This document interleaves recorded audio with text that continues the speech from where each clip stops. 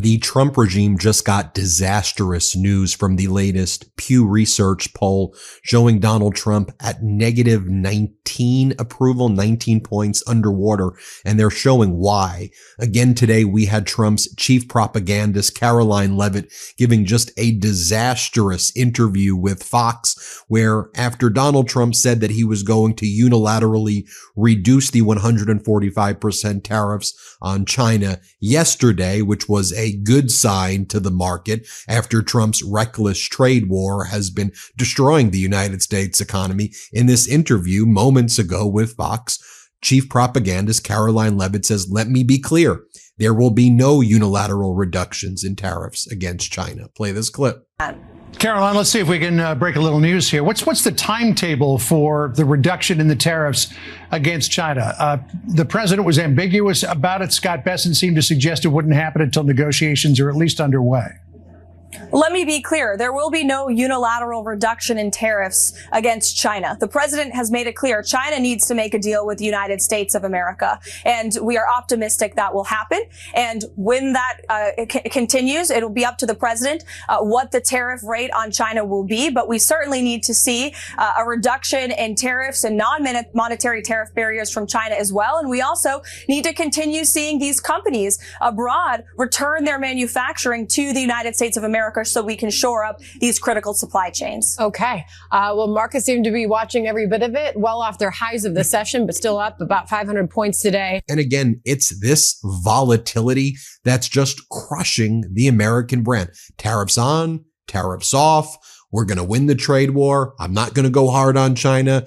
Trump wants to annex this country, attack this country, and then he pulls back. It shows weakness, and it's just utterly pathetic. Then on this interview, Caroline Levitt is asked about, hey, do you think that Donald Trump's stance on China is softening? Here's what Caroline Levitt says. Right, Caroline, we're watching markets. They seem to be so sensitive to everything that comes out of the White House right now. Whether or not, the Federal Reserve Chair will keep his job, whether or not the president's softening his stance on tariffs. Most recently, saying that, talking about the Chinese imports, they're very high. The tariffs on imports very high, and it won't be that high. Won't be anywhere near that high, said the president. It'll come down substantially, but it won't be zero. Is it fair to say, Caroline, that the president's stance on tariffs with China is softening? I don't think that's fair to say. In fact, I spoke to the president about it this morning. He is not going to give up on ensuring that there are fair trade practices around the world. He is not giving up on the fact that China has been ripping off the United States of America for far too long. She goes, I don't think it's fair to say. Donald Trump was literally asked yesterday in the Oval Office, are you going to go hard on China in these negotiations? And Donald Trump said no. By the way, the negotiations with China have not even started. They haven't even taken place yet. So yesterday, when Treasury Secretary Scott Bessent, who's apparently at war with Elon Musk now as well, spoke to an audience in this private meeting, all these investors, and said he thinks there's going to be a deal with China, that the trade war needs to de-escalate. There hadn't even been a single communication with China. Here's Caroline Levitt from this same Fox interview, and here she talks about the deals that are being done, or I should say the deals that aren't happening between the United States and other countries. She says there are 18 proposals on the table right now that the White House is reviewing. Here, play this clip. Too long. And President Trump has brought hundreds of countries now from around the world to the negotiating table. We have 18 proposals on paper from nations around the world who recognize that they have, in fact, been ripping off the United States. And there's a president in the Oval Office right now who is no longer going to tolerate it. So this is the art of the deal. President Trump is using the leverage of the United States to bring nations to the negotiating table. That includes China, who he remains very optimistic there will be a fair trade deal with China that finally puts American workers and American industry first. So we went from 90 deals in 90 days to there are 18 proposals. When you haven't done a deal yet, I'm not sure how you can invoke the art of a deal. As Leslie Marshall says, which countries specifically? What are the deals being proposed? Transparency, remember? Oh, and hundreds of countries? There are only 195 countries in the world. Last time I checked, Brian Tyler Cohen goes 90 deals in 90 days is now. We have 18 proposals and sign nothing. Christy Greenberg says you can't invoke the art of the deal when you haven't sealed a single deal. Aaron Rupert goes, note the shift in messaging from 90 deals in 90 days to we have 18 proposals on paper. This again is one of the reasons why the Trump regime's approval is crashing. Yeah, there may be market manipulation this day or that day, and the market may go up. The market then goes tanks, then it goes up. But overall, the trend is in one direction. It is down, and it is the overall volatility of the United States and Trump tarnishing just the overall brand of the American economy. Here's Caroline Levitt right here from these morning interviews. This one's with Newsmax that she gave. All these interviews she gave this morning were disastrous. And here she talks about more of their art of the deal.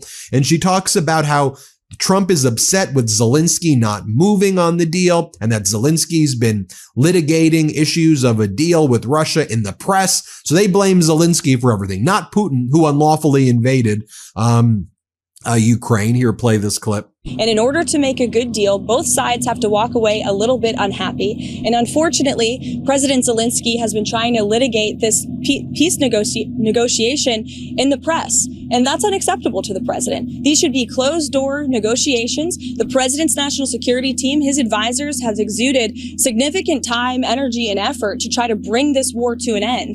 The American taxpayer has funded billions of dollars in this effort.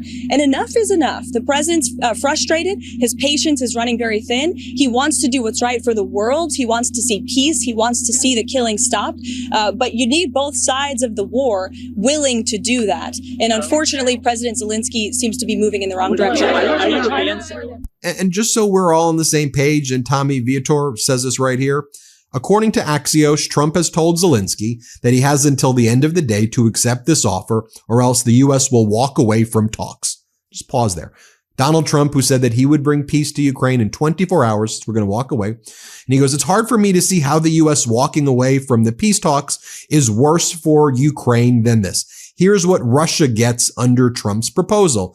De jure U.S. recognition of Russian control in Crimea. The U.S. recognizes Crimea belongs to Russia, which it doesn't. De facto recognition of Russia's occupation of nearly all of these areas that it took over, annexed, conquered when it wasn't supposed to have. A promise that Ukraine will not become a member of NATO. The text notes that Ukraine could become part of the European Union. The lifting of sanctions imposed since 2014 on Russia. Enhanced economic cooperation with the U.S., particularly in the energy and industrial sector. So it's basically forcing Ukraine to give up everything and Russia to give up nothing.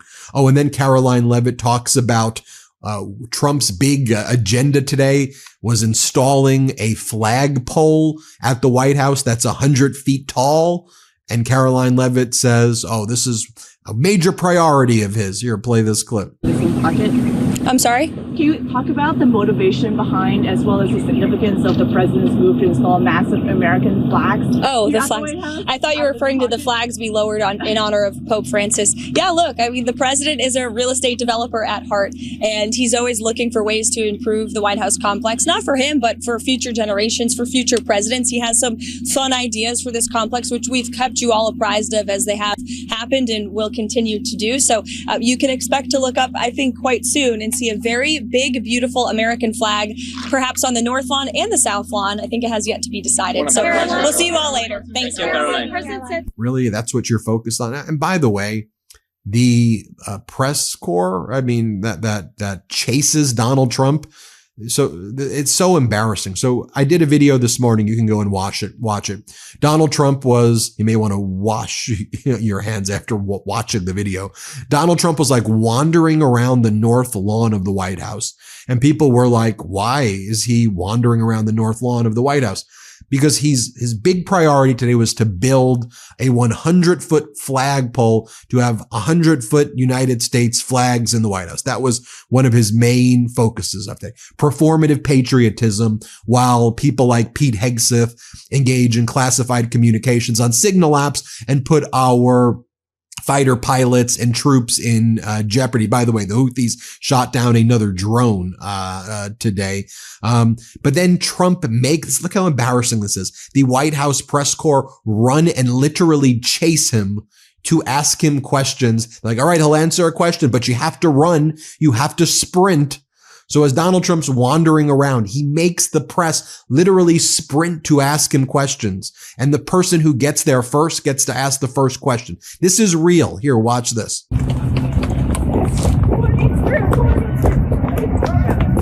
Go, Em.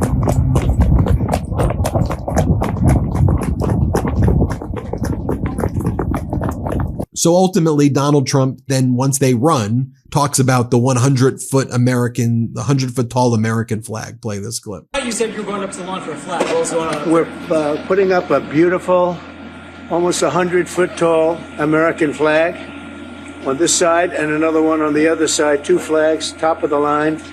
And they've needed flagpoles for 200 years. It was something I've often said, they don't have a flagpole per se. So we're putting one right where you saw us, and we're putting another one on the other side on top of the mounds. It's going to be 2 beautiful poles. Paid for by Trump. I mean, how embarrassing can you get? So that's what's going down today. No wonder when you look at the new Pew Research poll, only 40% of Americans approve, 59% disapprove. Then when you go into some of the crosstabs, young people ages 18 to 29, disapprove of Donald Trump, 36% approve, 63% approve. That's negative 27. When you go a crosstab of like black people, 14% approve, 82% disapprove. Hispanics, 27% approve, 72% disapprove, negative 45%. Asian people, 29% approve, 69% disapprove. That's a negative 40% right there. Wow, wow, wow. We'll keep you posted every step of the way. Hit subscribe. Let's get to 5 million subscribers. The truth is more important than ever. Check out our new Truth Over Lies collection at store.MeidasTouch.com. All 100% USA union made.